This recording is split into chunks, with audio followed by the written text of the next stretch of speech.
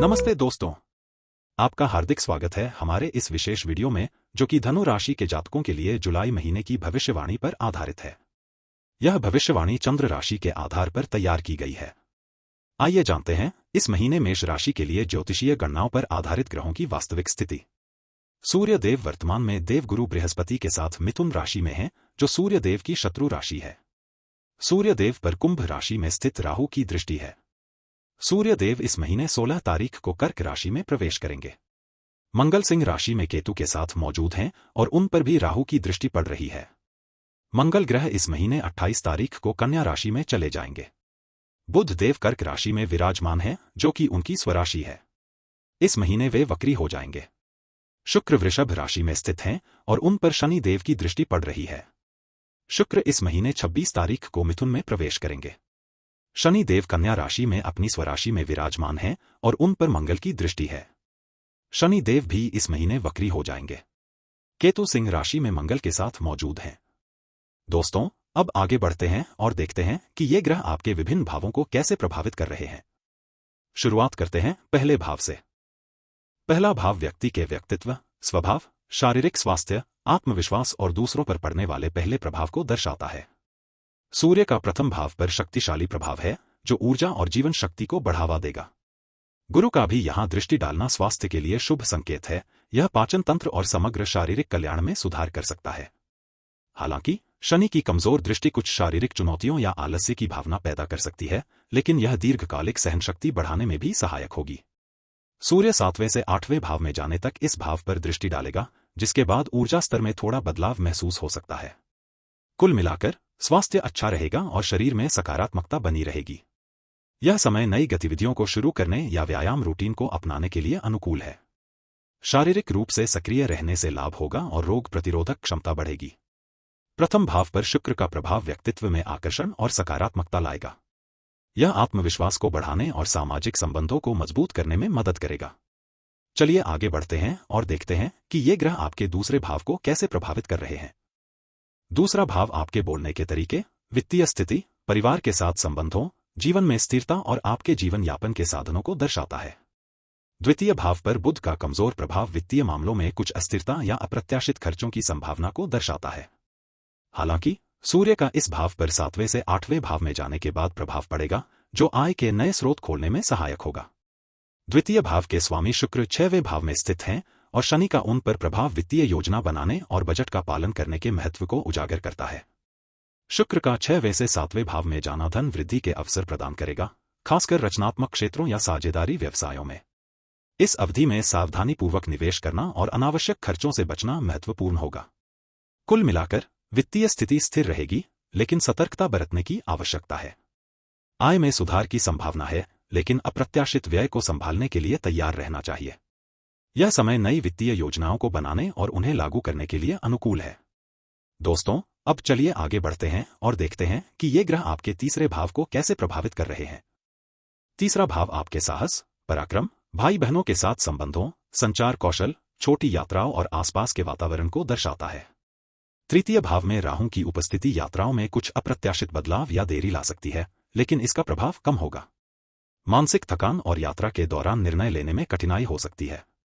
मंगल का शक्तिशाली प्रभाव साहसिक यात्राओं को प्रोत्साहित करेगा, हालांकि यह आवेगपूर्ण निर्णयों से बचने की चेतावनी भी देता है। गुरु का कमजोर प्रभाव यात्रा योजनाओं में कुछ बाधाएं उत्पन्न कर सकता है। मंगल का तृतीय भाव से अपना प्रभाव खोना यात्रा के दौरान अधिक स्थिरता लाने की संभावना रखता है। कुल मिलाकर यात्राएं फलदायी होंगी, लेकिन सावधानीपूर्वक योजना और धैर्य की आवश्यकता होगी। छोटी यात्राएं अधिक अनुकूल रहेंगी, लंबी यात्राओं में कुछ चुनौतियों का सामना करना पड़ सकता है। यात्रा के दौरान स्वास्थ्य का विशेष ध्यान रखना आवश्यक है। यह समय नई जगहों को खोजने और अनुभवों को प्राप्त करने के लिए अच्छा रहेगा। अब देखते हैं कि ये ग्रह आपके चौथे भाव को कैसे प्रभावित कर रहे हैं। चौथा भाव आपके घर, संपत्ति, माता के साथ संबंधों, आंतरिक सुख, जीवन के आधार और भावनात्मक स्थिरता को दर्शाता है। धनु राशि के जातकों के लिए वर्तमान में आपके चतुर्थ भाव में शनि की उपस्थिति होने के कारण आपको अपने घर संपत्ति संबंधी मामलों में कुछ विलंब या बाधाओं का सामना करना पड़ सकता है।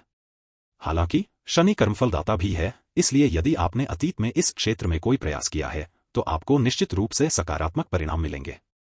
संपत्ति खरीदने या बेचने की योजनाएं थोड़ी धीमी गति से आगे बढ़ सकती हैं, लेकिन धैर्य रखने पर सफलता प्राप्त होगी। यह समय घर के नवीनीकरण या मरम्मत के लिए अनुकूल हो सकता है, परंतु इसमें कुछ अतिरिक्त खर्च आ सकते हैं। चलिए अब 5वें भाव पर ध्यान देते हैं, जो बच्चों, रचनात्मकता और भाग्य का प्रतीक है। 5वां भाव आपकी शिक्षा, संतान, प्रेम संबंधों, रचनात्मक क्षमता, भाग्य और जीवन में आनंद को दर्शाता है। धनु राशि के जातकों के लिए वर्तमान में आपके 5वें भाव पर केतु का कमजोर प्रभाव जो कुछ भ्रम या अनिश्चितता पैदा कर सकता है, जिससे आपको अपनी पढ़ाई या करियर संबंधी योजनाओं को लेकर थोड़ा संशय महसूस हो सकता है। इस अवधि में नई शिक्षा शुरू करने या किसी प्रतियोगी परीक्षा की तैयारी करने में थोड़ी अधिक मेहनत करनी पड़ सकती है। ध्यान केंद्रित करने और नियमित रूप से अध्ययन करने से सफलता प्राप्त होगी। राशि के स्वामी सूर्य के प्रभाव से प्रेम संबंधों में कुछ उतार चढ़ाव आ सकते हैं, इसलिए सावधानी बरतें और अपने साथी के साथ संवाद बनाए रखें। इस अवधि में जुआ या लॉटरी से दूर रहें, नुकसान की संभावना है। दोस्तों, अब आगे बढ़ते हैं और छठे भाव पर नजर डालते हैं। छठा भाव आपके शत्रुओं, रोगों, दैनिक कार्यों, सेवा, नौकरी या व्यवसाय और जीवन में आने वाली बाधाओं को दर्शाता है। धनु राशि के जातकों के लिए वर्तमान में आपके षष्ठम भाव में शुक्र की उपस्थिति है, जिसका प्रभाव कम है। इस घर पर शनि का प्रभाव पड़ रहा है, जो कुछ चुनौतियों या बाधाओं का संकेत दे सकता है। शत्रुओं से संबंधित मामलों में सावधानी बरतने की आवश्यकता है। षष्ठम भाव शत्रु और विरोधियों का प्रतिनिधित्व करता है, इसलिए इस अवधि में अपने कार्यों और व्यवहारों पर ध्यान दें ताकि किसी भी प्रकार के विवाद से बचा जा सके। दूसरों के प्रति सम्मान बनाए रखें और अनावश्यक वाद विवादों से दूर रहें। शुक्र का 26 तारीख को षष्ठ से सप्तम भाव में जाना कुछ स्थितियों में सुधार ला सकता है, लेकिन सतर्कता आवश्यक है। अपने सहकर्मियों और वरिष्ठ अधिकारियों के साथ अच्छे संबंध बनाए रखने का प्रयास करें।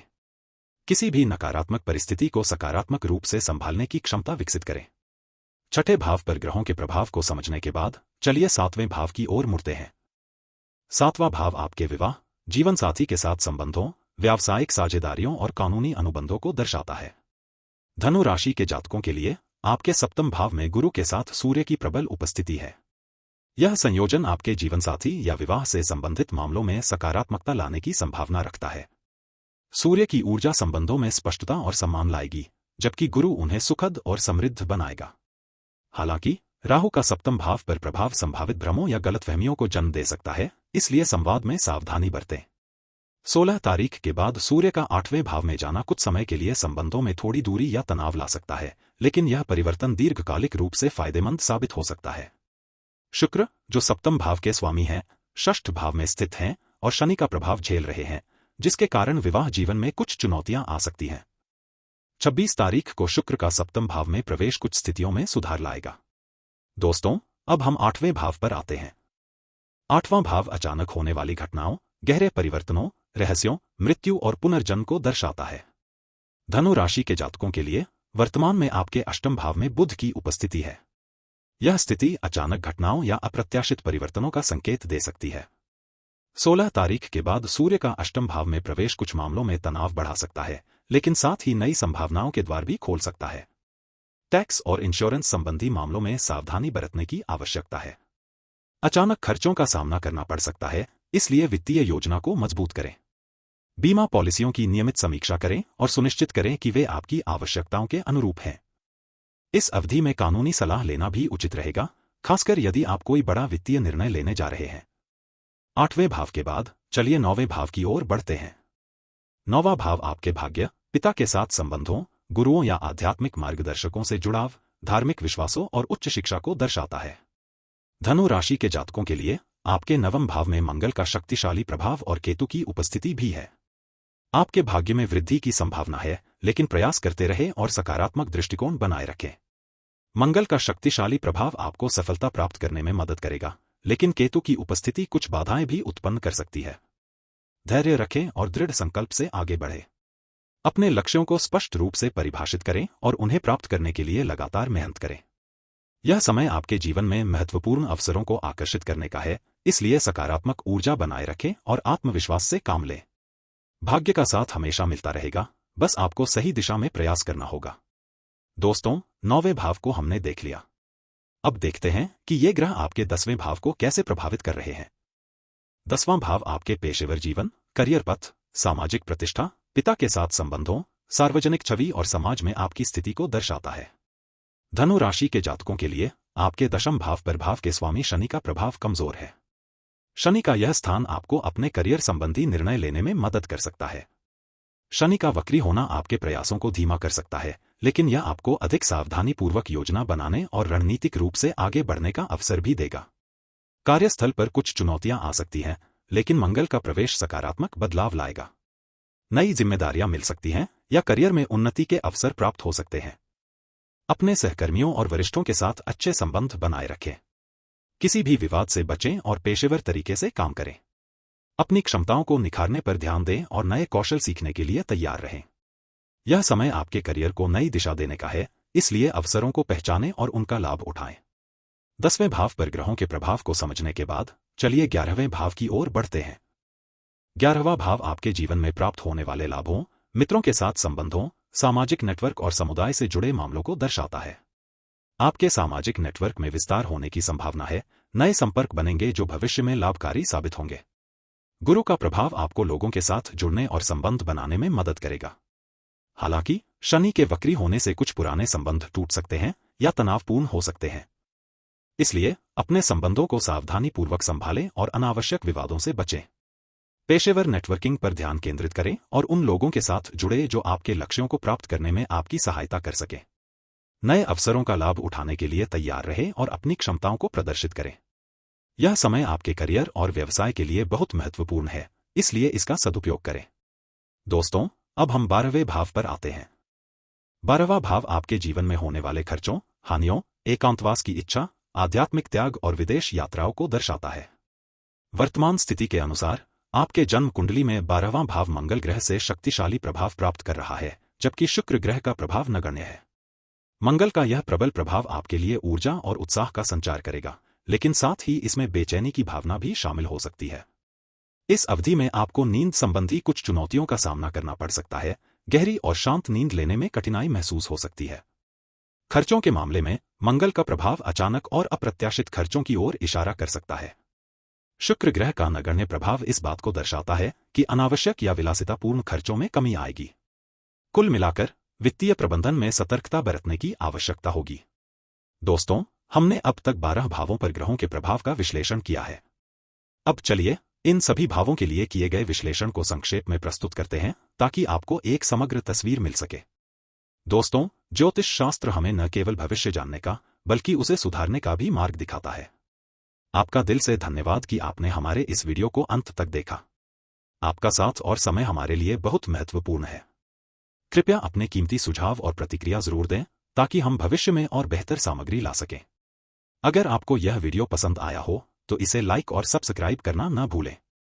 अगली बार फिर मुलाकात होगी एक नई जानकारी के साथ। तब तक के लिए नमस्कार।